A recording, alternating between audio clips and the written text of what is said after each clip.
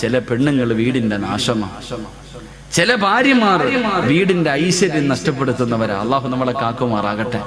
6 സ്വഭാവമുള്ള പെണ്ണുങ്ങൾ വീടിന്റെ ഐശ്വര്യം നഷ്ടപ്പെടുത്തുന്നവരാ. അള്ളാഹു നമ്മുടെ ഭാര്യമാരെയൊക്കെ കാക്കുമാറാകട്ടെ. 6 സ്വഭാവമുള്ള പെണ്ണുങ്ങൾ വീടിന്റെ ഐശ്വര്യം നഷ്ടപ്പെടുത്തി കളയുന്നവരാ. ഞാൻ പറഞ്ഞുതരാം, നിങ്ങളുടെ ഭാര്യമാർക്ക് ആ സ്വഭാവം ഉണ്ടെങ്കിൽ തിരുത്തി കൊടുക്കൂ. പറമനുഷ്യന്മാരെ പറഞ്ഞു തരട്ടെ, ഉള്ള സമാധാനം പോയി കിട്ടും. നീ അനുഭവിക്കുന്നതിന്റെ കാരണവിതാ. എന്റെ പ്രിയപ്പെട്ട പെങ്ങളോട് പറയുന്നു, ഈ പറയുന്ന 6 ദുശീലങ്ങളിൽ ഏതെങ്കിലും ഒരെണ്ണം നിനക്കുണ്ടെങ്കിൽ തിരുത്തിക്കോ, ഇല്ലെങ്കിൽ നിന്റെ ജീവിതം നല്ല നിലയിൽ മുന്നോട്ട് പോകത്തില്ല. അള്ളാഹു പഠിക്കാൻ ഭാഗ്യം നൽകി അനുഗ്രഹിക്കുമാറാകട്ടെ. തമ്മിലടിക്കാനല്ല, പഠിക്കാൻ വേണ്ടി ഞാൻ പറഞ്ഞു തരാം. ഇൻഷാ അല്ലാഹ് ജീവിതത്തിൽ ഭാര്യയ്ക്ക് ഉപദേശിച്ചു കൊടുക്കണം. അള്ളാഹു ഈമാൻ നൽകി അനുഗ്രഹിക്കുമാറാകട്ടെ. വീടിന്റെ ഐശ്വര്യം നഷ്ടപ്പെടുത്തി കളയുന്ന ഒന്നാമത്തെ ഭാര്യ, വീടിന്റെ ഐശ്വര്യം നഷ്ടപ്പെടുത്തി കളയുന്ന ഒന്നാമത്തെ ഭാര്യ, എന്റെ പ്രിയമുള്ള സഹോദരങ്ങളെ, എപ്പോഴും രോഗം നടിക്കുന്നവളാ. അള്ളാഹു നമ്മളെ കാക്കുമാറാകട്ടെ. ഭർത്താവ് വന്നിട്ട് പറയും, ഐഷ മോളെ, ഒരു സുലൈമാനി അള്ളാഹ് എനിക്ക് തലവേദനയേക്കാം. ഒരു രോഗമില്ലെങ്കിലും എപ്പോഴും അസുഖം നടിക്കുന്ന ചില ജന്തുക്കളുണ്ട്. ഒരസുഖമില്ലെങ്കിലും അസുഖം നടിക്കുന്ന പെണ്ണ്, വയ്യ വയ്യ വയ്യ, അവൾ എപ്പോഴെങ്കിലും ആരോഗ്യമുണ്ടോ എന്ന് പറയുന്ന ഇന്ന് വരെ കേട്ടിട്ടില്ല. എന്ത് ചെയ്യാൻ പറഞ്ഞാലും രോഗം നടിക്കുന്നവൾ, അവൾ വീടിന്റെ ഐശ്വര്യം നഷ്ടപ്പെടുത്തി കളയുന്നവരാ. അള്ളാഹു നമ്മുടെ ഭാര്യമാരെ കാക്കുമാറാകട്ടെ. അള്ളാഹു നമ്മുടെ ഭാര്യമാരെ കാക്കുമാറാകട്ടെ.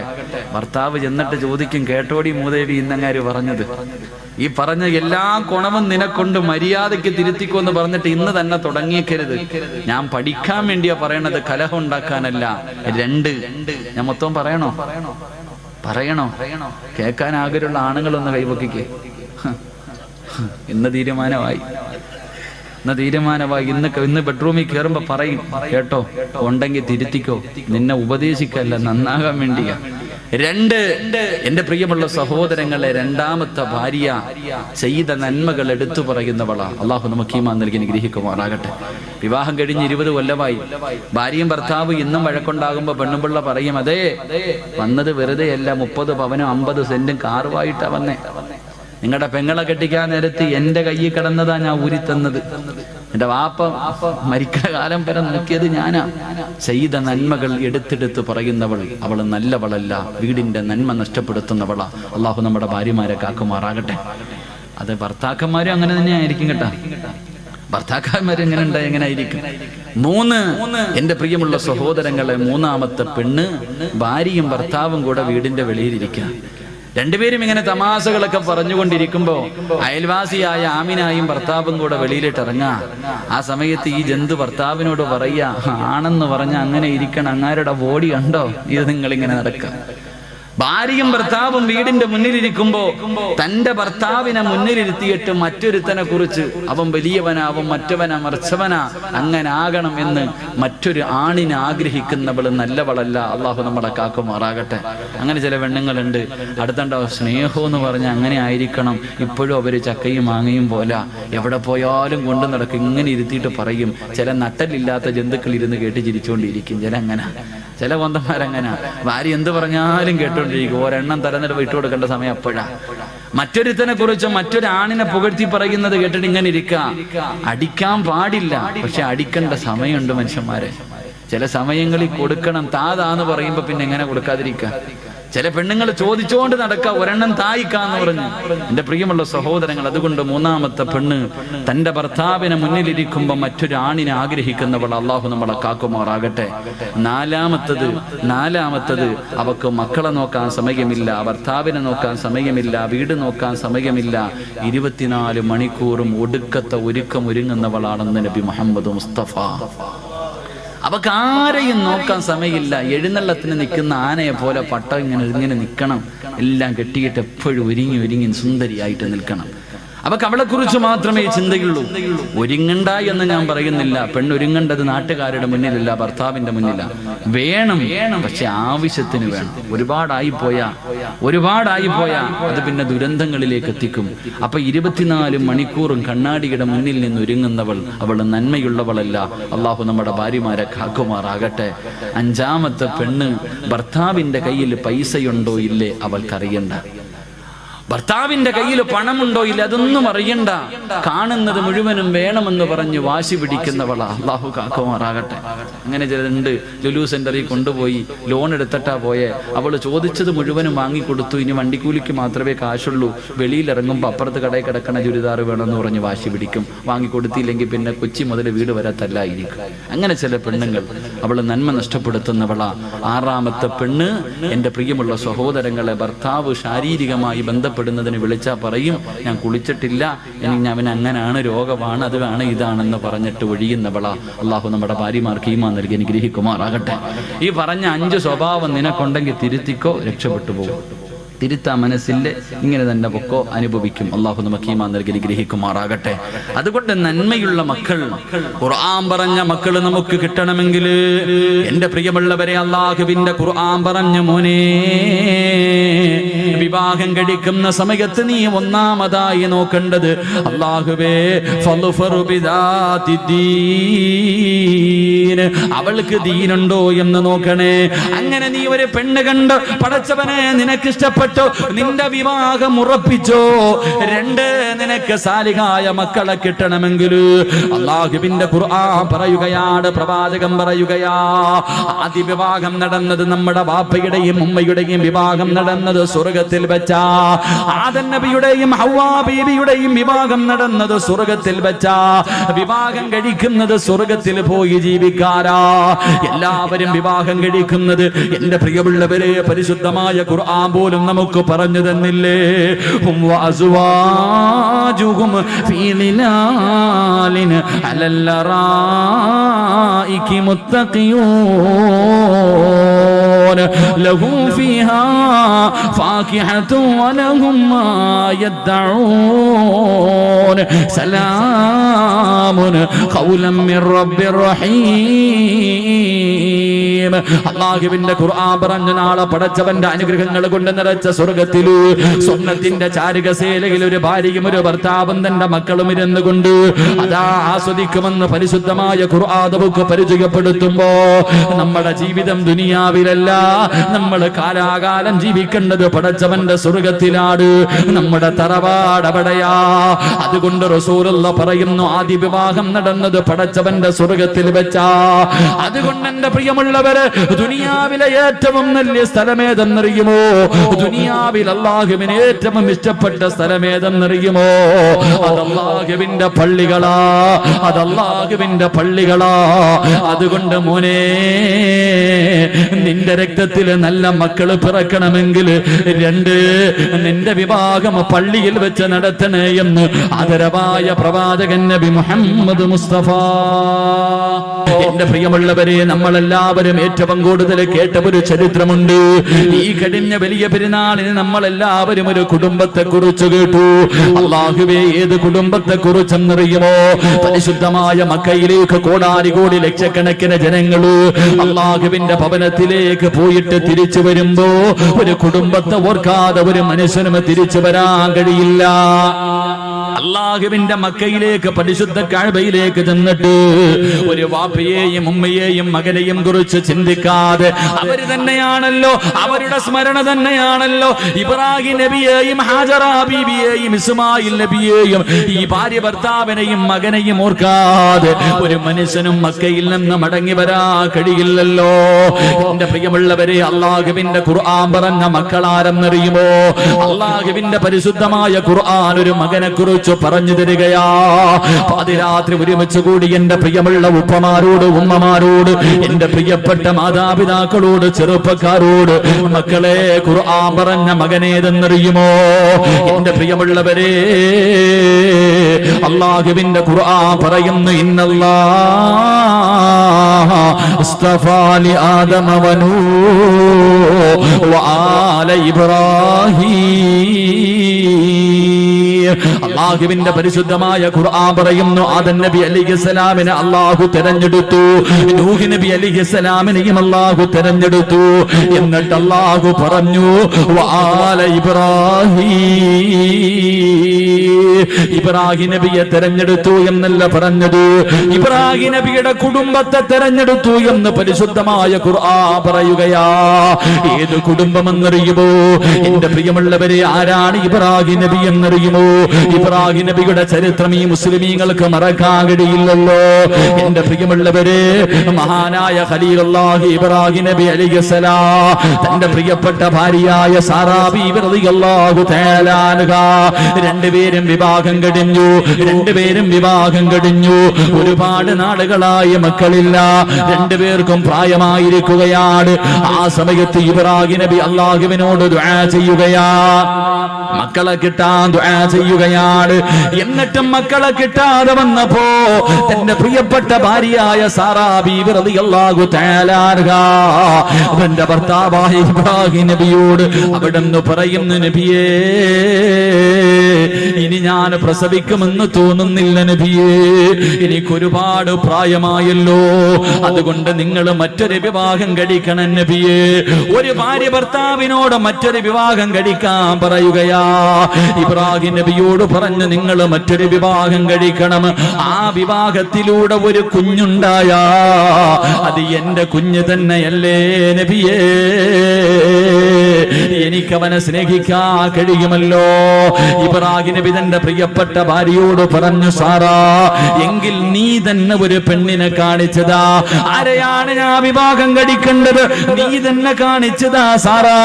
സാറാ ബീവി റളിയല്ലാഹു തആല അൻഹ ഒരു പെണ്ണിനെ കാണിച്ചു കൊടുക്കുകയാ. ആരെയാ കാണിച്ചു കൊടുത്തത്? മഹദി ഹാജറാ. ഹാജറാ ബീവി റളിയല്ലാഹു തആല അൻഹയെ കാണിച്ചു കൊടുക്കുകയാണ്. എന്റെ പ്രിയമുള്ളവരെ ചരിത്രമറിയാ, ഇബ്രാഹിം നബി ഹാജറാ ബിയെ വിവാഹം കഴിച്ചു. അവിടെ നിന്നൊരു കുഞ്ഞു ജനിക്കുകയാണ്, ഒരു പൊന്നുമോന് ജനിക്കുകയാണ്. ഇസ്മായിൽ എന്ന് പേരിടുകയാ. അല്ലാഹുവേ തന്റെ പ്രിയപ്പെട്ട ഭാര്യ പ്രസവിച്ച് തന്റെ ചോരക്കുഞ്ഞിനെയും കെട്ടിപ്പിടിച്ചു കൊണ്ടിരിക്കുമ്പോ അതാ വരുന്നു ഇബ്രാഹിം നബി വന്നിട്ട് പറയുന്നു, ഹാജറാ യാത്രയ്ക്ക് പോകാൻ തയ്യാറെടുത്തോ. പ്രസവിച്ച് കിടക്കുന്ന ഭാര്യയോട് പറയുകയാണ്, ചോര കുഞ്ഞിനെയും എടുത്തിട്ട് യാത്രയ്ക്ക് തയ്യാറെടുത്തോ. ഹാജറ ചോദിച്ചു, എവിടേക്കാണ് പോകുന്നതെന്ന് ചോദിച്ചില്ല. ഭർത്താവ് ഒരുങ്ങാൻ പറഞ്ഞു, ഞാൻ പ്രസവിച്ച് കിടക്കുകയാണെന്ന് പറഞ്ഞില്ല, ഒരുങ്ങാൻ പറഞ്ഞു. ആ സാലിഹത്തായ പെണ്ണനുസരിക്കുകയാണ്. ഭർത്താവ് ഒരുങ്ങാൻ പറഞ്ഞു, ആ പെണ്ണൊരുങ്ങുകയാണ്. തന്റെ ചോര കുഞ്ഞിനെ എടുത്തു. അല്ലാഹുവേ ഇബ്രാഹിം നബി അലൈഹിസ്സലാം കടന്നു പോവുകയാണ്. അവസാനം യാത്ര ചെയ്ത് മക്കയിലെത്തിയിട്ട് പടച്ചവനെ സഫാ മർവ എന്ന് പറയുന്ന രണ്ട് മലകളുണ്ടല്ലോ. അല്ലാഹുവേ ജനവാസമില്ലാത്ത ഒരു പറവ് പോലും പറക്കുന്ന പോകാത്ത ഒരു പറവ് പോലും ഇല്ലാത്ത ഒരു മനുഷ്യനില്ലാത്ത രണ്ട് മലകൾക്ക് നടുവിൽ തന്റെ പ്രിയപ്പെട്ട ഭാര്യയെയും ചോരക്കുഞ്ഞിനെയും അതാ ഇബ്രാഹിം നബി ഇറക്കി വിട്ടിട്ട് കുടിക്കാനുള്ള വെള്ളവും കഴിക്കാനുള്ള കാരക്കയും കയ്യിലേക്ക് വെച്ചു കൊടുത്തിട്ട് ഇബ്രാഹിം നബി അലൈഹിസ്സലാം തിരിച്ചു നടക്കുകയാ. സാറാ ബീവി ഇങ്ങനെ അതാ ഹാജറാ ബീവി അത്ഭുതത്തോടെ നോക്കുകയാണ്. തന്റെ പ്രിയപ്പെട്ട ഭർത്താവ് ചോദിക്കുന്നതിനൊന്നും മറുപടി പറയാതെ മിണ്ടാതെ നടന്നു പോവുകയാ. ഹാജറാ ബീവി ചോദിച്ചു, നബിയേ അല്ലാഹുവിന്റെ കൽപ്പനയാണോ അതോ സ്വന്തം തീരുമാനമാണോ?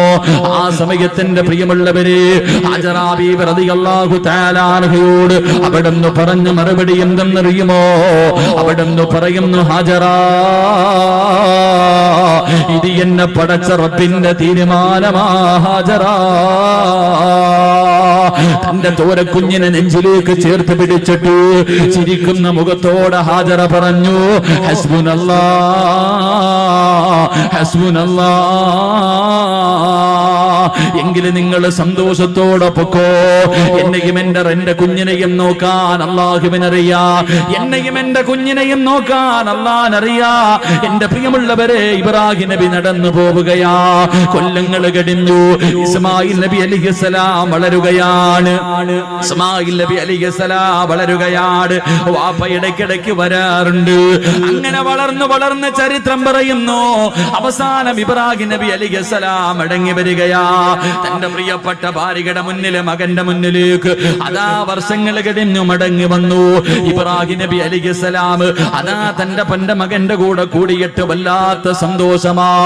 വാപ്പയും മകനും ഇങ്ങനെ സന്തോഷത്തോടെ കഴിയുന്നത് കണ്ടപ്പോ ഇബ്രാഹിം നബി അലൈഹിസ്സലാം ഇസ്മായിൽ നബിക്ക് 10 വയസ്സിന്റെ താഴെയാണ് പ്രായം. ചരിത്രം പറയുകയാ എന്റെ പ്രിയമുള്ളവരെ, ഒരു ദിവസം രാവിലെയുണ്ടല്ലോ ഇബ്രാഹിം നബി തന്റെ പൊന്നുമോന്റെ കയ്യിൽ പിടിച്ചിട്ട് ചോദിക്കുന്നു, മോനെ ഇസ്മായിലേ, അല്ലാഹു പറഞ്ഞിരിക്കുകയാ നിന്നെ അറുത്തു കൊടുക്കാൻ.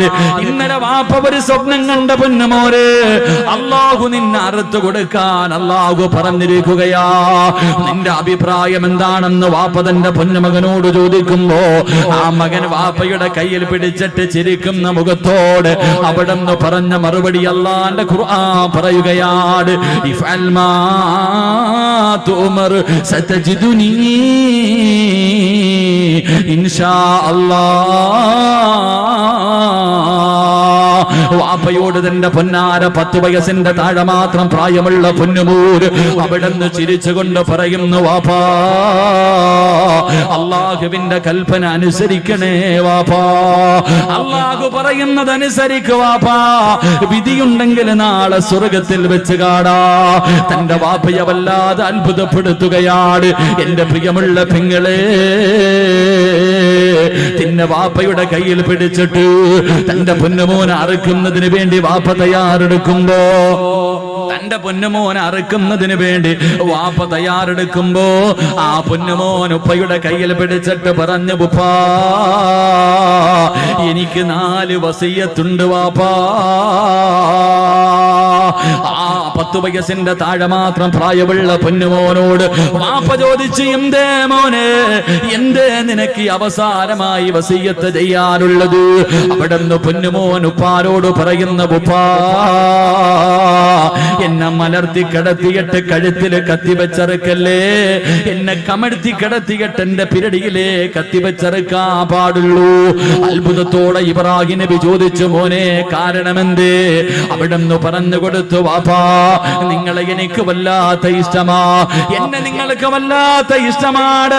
അറുക്കുന്നതിന് വേണ്ടി കഴുത്തിലേക്ക് കത്തികിടത്ത് വെക്കുമ്പോ എന്റെ മുഖമെങ്ങാനും കണ്ട നിങ്ങളെ കൊണ്ടറുക്കാ കഴിയില്ല വാപ്പാ, അല്ലാഹുവിന്റെ കൽപ്പന അനുസരിക്കാ കഴിയില്ല.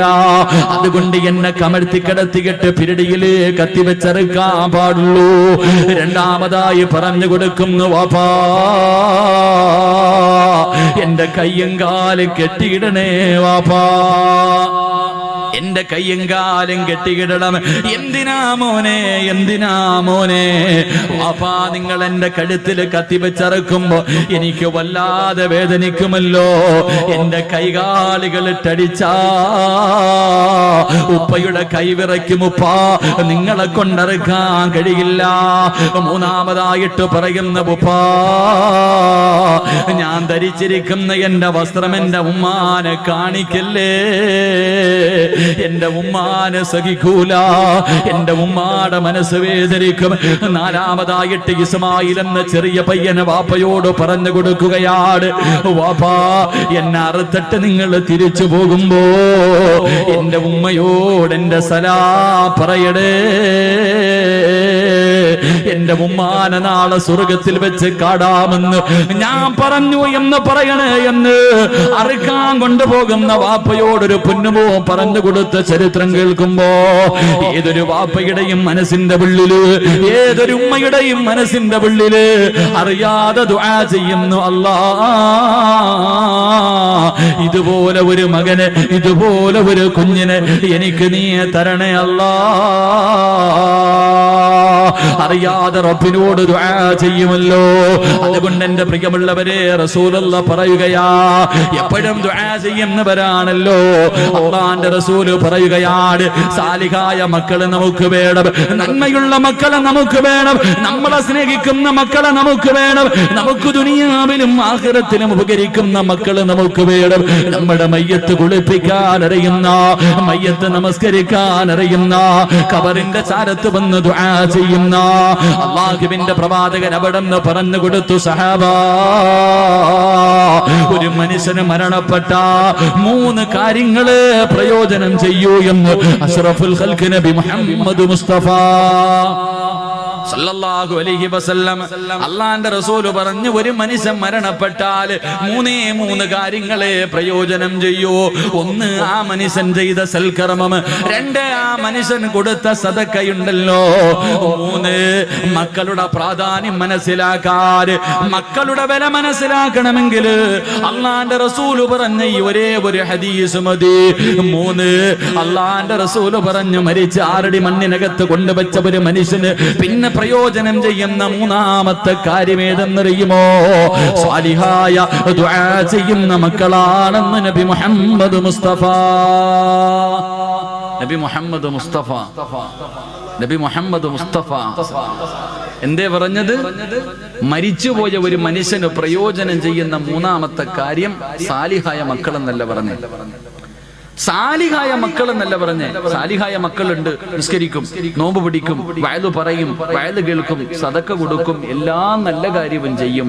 ഉമ്മാനെയും വാപ്പാനെയും പള്ളിക്കുഴി കൊണ്ടുവച്ചാൽ പിന്നെ ആ പരിസരത്തോട്ട് പോകത്തില്ല. ഇങ്ങനെയുള്ള മക്കളെ കിട്ടിയിട്ട് വല്ല പ്രയോജനമുണ്ടോ?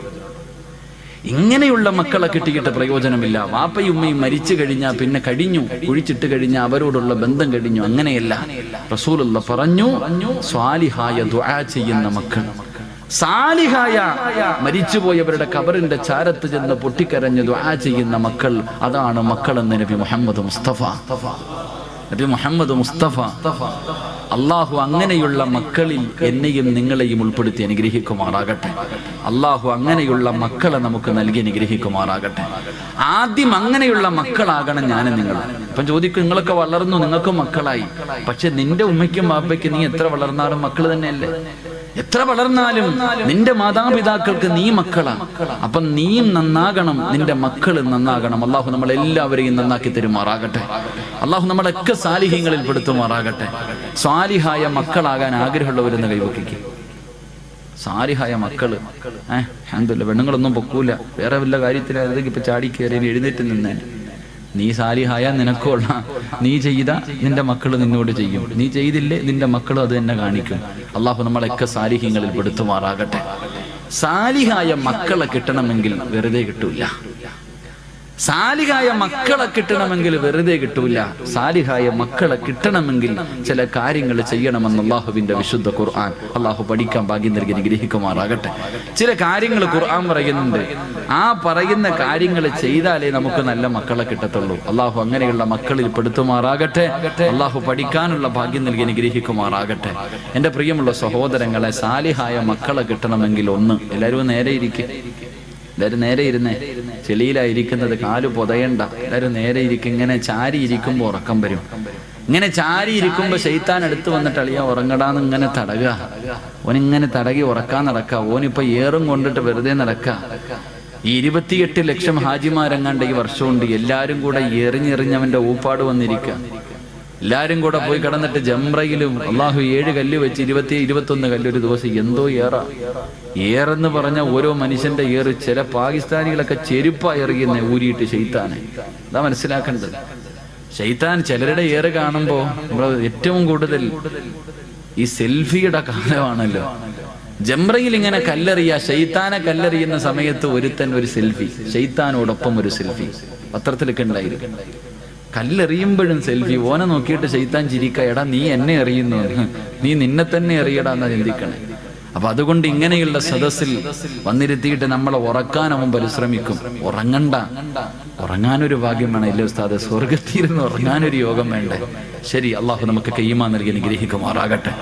അതുകൊണ്ട് സാലിഹായ മക്കളെ കിട്ടണമെങ്കിൽ ഒന്ന് ഖുർആൻ പറയാം. അള്ളാഹുവിന്റെ പരിശുദ്ധമായ ഖുർആൻ പറയുന്നു, സ്വാലിഹായ മക്കളെ കിട്ടണമെങ്കിൽ ഒന്ന്. എന്റെ പ്രിയമുള്ള സഹോദരങ്ങളെ, ഒരു മനുഷ്യൻ ഒരു കൃഷി ചെയ്യാൻ തീരുമാനിച്ചു. കൃഷി ചെയ്യാൻ ഒരാള് തീരുമാനിക്കുമ്പോ ഇന്ന സ്ഥലത്ത് കൃഷി ചെയ്താൽ വിളവ് കിട്ടുമെന്ന് ഉറപ്പുള്ള സ്ഥലത്തല്ലേ കൃഷി ചെയ്യാറുള്ളൂ? ഇല്ലേ മനുഷ്യന്മാരെ പറ. ഇവിടെ കൃഷി ഇറക്കിയാൽ വിളവ് കിട്ടുമെന്ന് ഉറപ്പുള്ള സ്ഥലത്തെ ഒരാൾ കൃഷി ചെയ്യത്തുള്ളൂ. ഒരു കട, ഒരു സ്ഥാപനം തുടങ്ങിയാൽ ഇവിടെ കച്ചവടം ഉണ്ടാകും, ലാഭം ഉണ്ടാകാൻ സാധ്യതയുണ്ടെങ്കിൽ മാത്രമേ ഒരാൾ അവിടെ കടയിടാൻ പോകത്തുള്ളൂ. കടയിട്ടാൽ കച്ചവടം നടക്കൂല എന്നുറപ്പുള്ള സ്ഥലത്ത് ആരെങ്കിലും കൃഷി ഇറക്കോ അല്ലെങ്കിൽ കടയിടോ? ചെയ്യൂല. എങ്കിൽ അല്ലാഹുവിന്റെ പരിശുദ്ധമായ ഖുർആൻ പറയുകയാണ്, സ്വാലിഹായ മക്കളെ കിട്ടണമെങ്കിൽ ഒന്നാമതായി ഖുർആൻ പറയുകയാ, വൽ ബലദു തയ്യിബു യഖ്റുജു നബാതുഹു ബിഇദ്നി റബ്ബി വല്ലദീ ഖബസു ലഹാ യഖ്റുജു ഇല്ലാ നക്ദാ. വിവാഹം കഴിക്കാത്ത എന്റെ പ്രിയപ്പെട്ട ചെറുപ്പക്കാരെ നല്ലതുപോലെ കേൾക്കണേ. അല്ലാഹുവിന്റെ ഖുർആൻ പറയുകയാണ്, പെണ്ണെന്ന് പറഞ്ഞാൽ ആരെന്നറിയുമോ? നിസാഉകും ഹർസുൽ ലക്കും ഫഅതു ഹർസകും. മോനെ, പെണ്ണെന്ന് പറഞ്ഞാൽ നിന്റെ കൃഷിയിടമാണ്. പെണ്ണെന്ന് പറഞ്ഞാൽ നിന്റെ കൃഷിയിടമാണ്. അതുകൊണ്ട് നീ നല്ല കൃഷിയിടത്തിൽ വിളവിറക്കിയാലേ നിനക്കും നല്ല വിളവ് കിട്ടൂ എന്ന് പരിശുദ്ധ ഖുർആൻ. അല്ലാഹു പറയുകയാണ്, നല്ല കൃഷിയിടത്തിൽ കൃഷി ഇറക്കിയാ നിനക്ക് നല്ല വിളവ് കിട്ടും. മോശമായ പറമ്പിൽ നീ കൃഷി ഇറക്കിയാ നീ ഉദ്ദേശിക്കുന്ന വിളവ് നിനക്ക് കിട്ടൂല എന്ന് ഖുർആൻ പറയുമ്പോ, എന്റെ പ്രിയമുള്ള മുസ്ലിമേ, സ്വാലിഹായ ദുനിയാവിലും ആഖിറത്തിലും ഉപകരിക്കുന്ന മക്കളെ നിനക്ക് കിട്ടണമെങ്കിൽ അല്ലാഹുവിന്റെ പരിശുദ്ധമായ ഖുർആൻ പറയുകയാ, മോനെ, റോഡിന്റെ ഓരത്ത് നിന്ന് പുഞ്ചിരിക്കുന്നവളെ കെട്ടല്ലേ, കണ്ടവളമാരെ കെട്ടല്ലേ. അള്ളാന്റെ ഖുർആൻ പറയുകയാണ്, നല്ല പെണ്ണിനെ വിവാഹം കഴിക്കണേ, നല്ല പെണ്ണിനെ വിവാഹം കഴിക്കണേ. നല്ല ഉമ്മയുടെ വയറ്റിലെ നല്ല മക്കള് ജനിക്കാറുള്ളൂ, നല്ല ഉമ്മയ്ക്ക് നല്ല മക്കള് പിറക്കാറുള്ളൂ. അള്ളാഹുവേ, നല്ല വാപ്പയ്ക്ക് നല്ല മക്കള് ജനിക്കൂ എന്ന് അള്ളാഹുവിന്റെ പരിശുദ്ധമായ ഖുർആൻ പരിചയപ്പെടുത്തുമ്പോ, എന്റെ പ്രിയമുള്ളവരെ, നല്ല ഉമ്മമാർക്ക് നല്ല മക്കള് ജനിക്കൂ.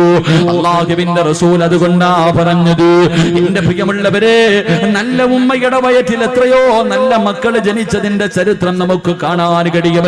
എന്റെ പ്രിയമുള്ളവരെ, കേട്ടതാണെങ്കിലും ഒരു ചരിത്രം ഞാൻ പറഞ്ഞു തരാ. ഒരു നല്ല വാപ്പയ്ക്കും ഉമ്മയ്ക്കും ജനിച്ചവരെ പൊന്നുമോനെ കുറിച്ച് പറഞ്ഞു തരട്ടെ.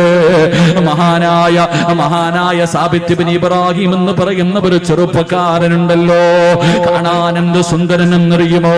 വല്ലാതെ യുവത്വത്തിന്റെ നടുവിലൂടെ നടന്നു പോകുന്ന ഒരു ചെറുപ്പക്കാരനാ. പക്ഷേ പടച്ചവനെ വല്ലാത്ത പേടിയാ, അല്ലാഹുവിനെ പേടിച്ച് ജീവിക്കുന്നവനാണ്. പടച്ചവനെ വിശപ്പ് സഹിക്കാൻ കഴിയാതെ വീട്ടിൽ കിടന്നിട്ട് ഉറക്കം വരുന്നില്ല. അവിടെ നിന്ന് മുണ്ട് മുറുക്കി ഇവിടെത്തി കെട്ടിയ ചെറുപ്പക്കാരൻ ഇറങ്ങി നടക്കുകയാണ്. അവസാനം നടന്ന് ഒഴുക്കമുള്ള ഒരു പുഴയുടെ ചാരത്ത് പോയി തളർന്നു കിടക്കുകയാ. ഒരു പുഴയുടെ ചാരത്ത് പോയി തളർന്നു കിടക്കുകയാണ്.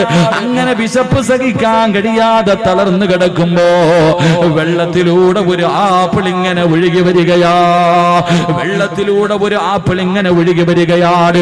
സാബിത്ത് ഇബ്നു ഇബ്രാഹിം എന്ന് പറയുന്ന ചെറുപ്പക്കാരൻ ആപ്പിളങ്ങ് കാണുമ്പോ വിശപ്പിന്റെ കാഠിന്യത്താൽ അറിയാതെ അതങ്ങെടുത്ത് കഴിക്കുകയാണ്. പടച്ചവനെ, ആപ്പിളങ്ങ് ആർത്തിയോടെ തിന്നുകയാണ്.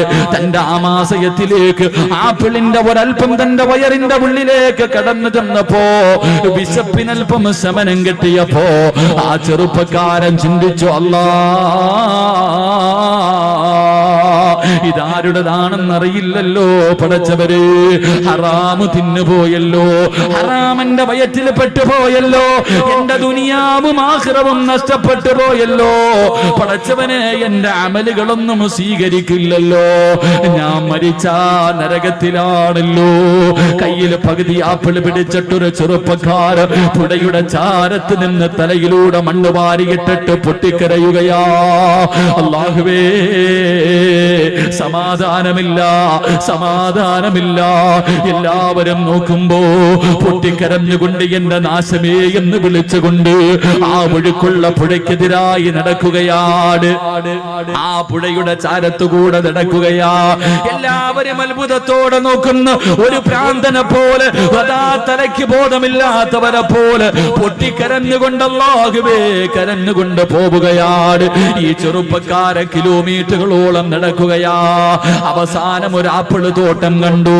ആ തോട്ടത്തിൽ നിന്നാണ് ആപ്പിള് വെള്ളത്തിലേക്ക് വീണതെന്ന് മനസ്സിലാക്കി പൊട്ടിക്കരഞ്ഞുകൊണ്ട് തോട്ടത്തിനകത്തേക്ക് കടന്നു ചെല്ലുകയാ.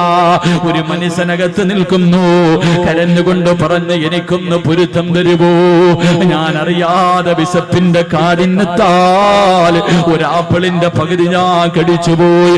ആ വീടാ തോട്ടത്തിലിരിക്കുന്ന മനുഷ്യൻ പറയുന്നു, സാബിത്ത്, ഞാൻ ഇതിന്റെ മുതലാളിയല്ല, ഞാൻ ഇവിടത്തെ തൊഴിലാളിയാണ്. എന്റെ മുതലാളിയുടെ വീടെത്തണമെങ്കിൽ 3 ദിവസം രാപ്പകല് നടന്നാലേ എന്റെ യജമാനന്റെ വീട്ടിലെത്തൂ. സാബിത്ത് പറഞ്ഞു, 3 അല്ല 300 കൊല്ലം നടക്കേണ്ടി വന്നാൽ നടക്കാൻ ഞാൻ തയ്യാറാ. കാരണം എനിക്ക് റബ്ബിന്റെ മുന്നിൽ അല്ലാഹുവേ ഒരു പാപിയെ പോലെ നിൽക്കാൻ വയ്യ. അവസാനം യജമാനന്റെ വീട് പറഞ്ഞു കൊടുത്തു. അതാ നടക്കുകയാണ്. 3 ദിവസം രാവും പകലും നടന്നു. അവസാനം ആ തോട്ടത്തിന്റെ യജമാനന്റെ വീടിന്റെ മുന്നിലെത്തി. ഓടിച്ചെന്ന് പൊട്ടിക്കരഞ്ഞുകൊണ്ട് പറയുന്നു, എനിക്കൊന്ന് പൊരുത്തം തരുവോ? നിങ്ങളുടെ ആപ്പിൾ ഞാൻ കടിച്ചുപോയി, എനിക്കൊന്ന് പൊരുത്തം തരുവോ? ആ പ്രായമുള്ള മനുഷ്യൻ പറഞ്ഞു, സാബിത്തേ, നിന്റെ ആമാശയത്തിലേക്ക് കടന്നുപോയാ ആ പകുതി ആപ്പിളിന് ഞാൻ പൊരുത്തപ്പെട്ടു തരണമെങ്കിൽ എനിക്കൊരു കണ്ടീഷൻ ഉണ്ട്. എന്ത് കണ്ടീഷനും ഞാൻ തയ്യാറാണ്. സാബിത്ത് ചോദിച്ചു, എന്ത് കണ്ടീഷനാണ്? അവിടെന്ന് പറഞ്ഞു, എനിക്കൊരു പൊന്നുമോളുണ്ട്, അവളെ നീ വിവാഹം കഴിക്കണം. അവൾക്കാണെങ്കിൽ കണ്ണിന് കാഴ്ചയില്ല, അവൾക്ക് ചെവിക്ക് കേൾവിയില്ല, അവൾക്ക് നടക്കാൻ കാലില്ല, വികലാംഗയായ കാണാനടകില്ലാത്ത എന്റെ പൊന്നുമോളെ വിവാഹം കഴിച്ചാലേ നിനക്ക് പൊരുത്തം തരൂ എന്ന് പറയുമ്പോ പൊട്ടിക്കരഞ്ഞുകൊണ്ട് സാബിത്ത് പറഞ്ഞു, അല്ലാ, ഒരു കൊതുകിന്റെ ചിറകിന് പോലും വിലയില്ലാത്ത ദുനിയാവല്ലേ, എന്തിനും ഞാൻ തയ്യാറാ. അവസാനം കണ്ണില്ലാത്ത, കണ്ണ് കാണാത്ത, ചെവി കേൾക്കാത്ത, കാലില്ലാത്ത, കാണാ സുന്ദരിയല്ലാത്ത, ഒരിക്കൽ പോലും കണ്ടിട്ടില്ലാത്ത പെണ്ണിനെ വിവാഹം കഴിക്കുകയാണ്. റബ്ബേ, വിവാഹം കഴിഞ്ഞു. മണിയറയ്ക്കകത്തേക്ക് കടന്നു ചെല്ലുമ്പോ സുബ്ഹാനല്ലാഹ്, കാണാനടകുള്ള ഒരു സുന്ദരിയായ പെണ്ണ് മണിയറയ്ക്കകത്ത് ഒരുങ്ങിയിരിക്കുകയാ. സാബിത്ത് ചോദിച്ചു, എന്റെ ഭാര്യ എവിടെ? കണ്ണ് കാണാത്ത, ചെവി കേൾക്കാത്ത, സൗന്ദര്യമില്ലാത്ത, കാലിന് സ്വാധീനമില്ലാത്ത എന്റെ ഭാര്യ എവിടെ എന്ന് ചോദിക്കുമ്പോ ആ പെണ്ണ് കയ്യിൽ പിടിച്ചിട്ട് പറഞ്ഞു, സാബിത്തേ, ഞാനാണ് നിന്റെ ഭാര്യ, ഞാൻ തന്നെയാണ് നിങ്ങളുടെ ഭാര്യ. എന്റെ ഉപ്പ എന്റെ കണ്ണിന് കാഴ്ചയില്ലെന്ന് പറയാനുള്ള കാരണം എന്തെന്നറിയുമോ? ജനിച്ചതിന് ശേഷം, എനിക്ക് ഓർമ്മ വെച്ചതിന് ശേഷം അല്ലാഹു കാണല്ലേ എന്ന് പറഞ്ഞ ഒരു കാര്യവും എന്റെ കണ്ണുകൊണ്ട് ഞാൻ കണ്ടിട്ടില്ല സാബിത്ത്. ഹറാമിന്റെ കണ്ണുകൊണ്ട് കണ്ടിട്ടില്ല, ഹറാമിന്റെ ചെവി കൊണ്ട് കേട്ടിട്ടില്ല, ഒരുത്തനെയും ഫോൺ വിളിച്ചിട്ടില്ല, ഒരു വികാരമുണ്ടാകുന്ന ഒരു മോശമായ സംസാരവും എന്റെ ചെവി കൊണ്ട് ഞാൻ കേട്ടിട്ടില്ല. മൂന്നാമതായിട്ട് ആ പെണ്ണ് പറയുകയാ, അല്ലാഹു പോകരുതേ എന്ന് പറഞ്ഞ ഒരു സ്ഥലത്തേക്ക് എന്റെ ഈ കാലുകൊണ്ട് എന്ന് ഞാൻ നടന്നു പോയിട്ടില്ല. അതുകൊണ്ടാണ് എന്റെ വാപ്പ ഇങ്ങനെ പറഞ്ഞെന്ന് പറയുമ്പോ, എന്റെ പ്രിയമുള്ളവരെ, പെണ്ണെന്ന് പറഞ്ഞാൽ ഇങ്ങനെയാ, ഒരു പെണ്ണെന്ന് പറഞ്ഞാൽ ഇങ്ങനെയാണ്. വെള്ളത്തിലൂടെ ഒഴുകി വന്ന ആപ്പിളെടുത്ത് കടിച്ചിട്ട് പൊരുത്തം ചോദിക്കാൻ പോയ ചെറുപ്പക്കാരൻ, ഈ വാപ്പയ്ക്കും ഉമ്മയ്ക്കും ഒരു മകൻ ജനിച്ചു, ഈ വാപ്പയ്ക്കും ഉമ്മയ്ക്കും ഒരു മകൻ ജനിച്ചു. ഇവരുടെ കൃഷിയിടത്തിൽ ഒരു വിളവ് കിട്ടി. ആ വിളവിന്റെ പേരെന്തെന്നറിയുമോ? മഹാനായ ഇമാമുനാ അബൂ ഹനീഫ. ആ കൃഷിയിടത്തിലെ വിളവാണ് അബൂ ഹനീഫ റഹ്മഹുല്ലാഹ് എന്ന് ചരിത്രം പഠിപ്പിക്കുകയാണ്. ആ കൃഷിയിടത്തിൽ നിന്ന് കിട്ടിയ വിളവാണ് മഹാനായ ഇമാമുന അബൂ ഹനീഫത്തുൽ കൂഫി റഹ്മഹുല്ലാഹ്. അല്ലാഹു ഈമാൻ നൽകി അനുഗ്രഹിക്കുമാറാകട്ടെ. അതുകൊണ്ട് നല്ല പെണ്ണിനെ വിവാഹം കഴിക്ക്. അതുകൊണ്ടാ റസൂലുള്ളാഹ് പറഞ്ഞത്, ഫളുഫറു ബിദാത്തിദ്ദീൻ, നീ ദീനുള്ള പെണ്ണിനെ വിവാഹം കഴിക്കണേ എന്ന് നബി മുഹമ്മദ് മുസ്തഫ. നബി മുഹമ്മദ് മുസ്തഫ, നബി മുഹമ്മദ് മുസ്തഫ. അതുകൊണ്ടാണ് റസൂലുള്ള പറഞ്ഞത്, ദീനുള്ളവളെ കെട്ടണം, കണ്ടവളെ കെട്ടരുത്. ഇന്നിപ്പോ ദീൻ ആരും നോക്കാറില്ലല്ലോ. വേറെ 3 കാര്യങ്ങളാ നോക്കണം. പണം ഉണ്ടോന്ന് നോക്കും, പണമുണ്ടോ എന്ന് നോക്കും. ഒന്ന് പെറ്റതാണെങ്കിലും കുഴപ്പമില്ല, ഒരുത്തന്റെ കൂടെ ഒളിച്ചോടിയതാണെങ്കിലും കുഴപ്പമില്ല, തന്നെക്കാലം വയസ്സുകൂടെ ഒന്നും വേണ്ട, പണമുണ്ടോ കെട്ടാൻ തയ്യാറാണ്. എന്റെ പ്രിയപ്പെട്ട ചെറുപ്പക്കാരോട് പെണ്ണുപിള്ള മുന്നിൽ ഉമ്മ പറയും, സ്ത്രീധനം ഉണ്ടെങ്കിൽ മാത്രമേ കല്യാണത്തിന് സമ്മതിക്കൂ, പൊന്നു മോനെ വെറുതെ നിൽക്കരുത്. എന്റെ പ്രിയപ്പെട്ട ചെറുപ്പക്കാരോട് പറയുന്നു, സ്ത്രീധനം വാങ്ങണമെന്ന് വാപ്പയും ഉമ്മയും പറഞ്ഞ അനുസരിക്കല്. കാരണം അവരല്ല ജീവിക്കേണ്ടത്, നീയാ ജീവിക്കണ്ടേ. അള്ളാന്റെ റസൂല് പറയുന്നു, മൻ തസവ്വജ ലി ഇംറഅതി മാലിഹാ ലം യസിദുഹു ഇല്ലാ ഫഖറാ. പെണ്ണിന്റെ പണം കണ്ടിട്ട് പെണ്ണ് കെട്ടുന്നവനെ, പെണ്ണിന്റെ പണം കണ്ടിട്ട് പെണ്ണ് കെട്ടുന്നവനെ, നീ എത്ര കോടിയ കണക്കിന് സ്ത്രീധനം വാങ്ങിയാൽ നിന്നെ ദാരിദ്ര്യം പിടിപെടുമെന്ന് ആദരവായ പ്രവാചകൻ നബി മുഹമ്മദ് മുസ്തഫ. 1 കോടി രൂപയും ബെൻസ് കാറും വാങ്ങിയവനാണെങ്കിൽ നീ യതീംഖാനയിലായി പോകുമെന്ന് നബിഗിനാ റസൂലുള്ളാഹി. അപ്പൊ പണം നോക്കിയിട്ട് പെണ്ണ് കെട്ടിയാ നീ യതീംഖാനയിലാകും. ഇനി 2 ഗ്ലാമർ ഉണ്ടോ? അതാ കൂടെ കൊണ്ട് നടക്കുമ്പോ എല്ലാരും ചോദിക്കണം, പൊട്ടന് ലോട്ടറി അടിച്ചതുപോലെ എവിടുന്ന് കിട്ടിയടാ? കാണുന്നവനൊക്കെ ഇങ്ങനെ നോക്കണം. ഗ്ലാമറുള്ള പെണ്ണ്, സൗന്ദര്യമുള്ള പെണ്ണ്. റസൂലുള്ള പറഞ്ഞു, വേണ്ട മോനെ, ഗ്ലാമർ കൂടിയവളെ നീ കെട്ടല്ലേ, അവളുടെ സൗന്ദര്യം അവളെ നശിപ്പിച്ചു കളയുമെന്ന് നബിയിനാ റസൂലുള്ളാഹി. അതുകൊണ്ടാണ് ഭർത്താക്കന്മാരോട് പറയുന്നത്, നിന്റെ ഭാര്യയ്ക്ക് നിന്നെക്കാളും ഗ്ലാമർ ഉണ്ടെങ്കിലും സുന്ദരിയാണെന്ന് പറയാൻ പാടില്ല. നിന്നെക്കാളും ഗ്ലാമർ നിന്റെ ഭാര്യക്കുണ്ടെന്ന് പറയാൻ പാടില്ല. പറഞ്ഞു കഴിഞ്ഞാൽ പിന്നെ ഓള് താഴെയെങ്ങും നിൽക്കൂല. ഓള് വിചാരിക്കും ഇവനില്ലെങ്കിൽ ഇവന്റെ വാപ്പ, അങ്ങനെ എന്താ താഴെയെങ്ങും നിൽക്കൂല, പിന്നെ അങ്ങ് കൂടും, അർശിന്റെ മുകളിലെത്തും. പെണ്ണിന്റെ സൗന്ദര്യം നോക്കിയിട്ട് കെട്ടാൻ പാടില്ല. 3 കുടുംബ മഹിമ നോക്കും. അവനവനെ കൊണ്ട് പറ്റുന്നിടത്ത് പോയി കയറിയാ പോരെ. പുളിങ്കൊമ്പിലേ പിടിക്കത്തുള്ളൂ, അത്തപ്പാടിയ അന്നന്നത്തെ ചെലവിന് എന്റെ കഴിയില്ലാത്തവനെ വേറി കോടീശ്വരന്റെ മോളെ കെട്ടും. അള്ളാന്റെ റസൂല് പറഞ്ഞു, നീ കുടുംബ മഹിമ നോക്കിയിട്ട് പെണ്ണ് കെട്ടല്ലേ, നീ ആ കുടുംബത്തിൽ നാറിപ്പോകുമെന്ന് നബിയിനാ റസൂലുള്ളാഹി. അവരുടെ മുന്നിൽ നീ നാണം കെട്ടുപോകും, അവനവനെ കൊണ്ട് പറ്റുന്നത്. അതുകൊണ്ടാ പറഞ്ഞത്, നീ നോക്കണ്ട 1ാമത്തെ കാര്യം, അവക്ക് അള്ളാനെ പേടിയുണ്ടോ? നിസ്കരിക്കാൻ അറിയോ? അവൾക്ക് റസൂലുള്ളാഹിനെ കുറിച്ച് അറിയോ? ഖുർആൻ ഓതാൻ അറിയുമോ? ദീനുള്ള പെണ്ണിനെ വിവാഹം കഴിക്ക്. ആ കൃഷിയിടത്തിൽ നല്ല മക്കൾ ജനിക്കുമെന്ന് നബി മുഹമ്മദ് മുസ്തഫ. അള്ളാഹു നമുക്കൊക്കെ നല്ല ഭാര്യമാരെ നൽകി അനുഗ്രഹിക്കുമാറാകട്ടെ. തന്നതിന് അള്ളാഹു നന്നാക്കി തരുമാറാകട്ടെ. ഒരു വാപ്പയും വിവാഹം കഴിക്കാത്ത മകനും കൂടെ ഈ മജ്‌ലിസിന്റെ സദസ്സിലുണ്ട്. ദുആ ചെയ്യുമ്പോൾ ഉസ്താദ് പറയുന്നു, മനസ്സിലെ ആഗ്രഹം എന്താണോ കരുതാൻ പറഞ്ഞാൽ, വിവാഹം കഴിക്കാത്ത മകൻ ഒരു സൈഡിൽ ഇരുന്ന് ചിന്തിക്കും, പടച്ചോനെ ഒരു സാലിഹത്തായ പെണ്ണിനെ എനിക്ക് തരണേ തമ്പുരാനെ. വാപ്പ ഇപ്പുറത്തിരുന്ന് പറയും, തന്നതിനെ ഒന്ന് നന്നാക്കി തരണേ പടച്ചവനെ. 2 പേരും ആവശ്യക്കാരിതാ. ഭാര്യയും വിവാഹം കഴിച്ചവരും കഴിക്കാത്തവരും എല്ലാവരും ഒരു സാലിഹത്തായ പെണ്ണിനെയാ കരുതുന്നേ. അള്ളാഹു നല്ല ഭാര്യമാരെ നൽകി അനുഗ്രഹിക്കുമാറാകട്ടെ.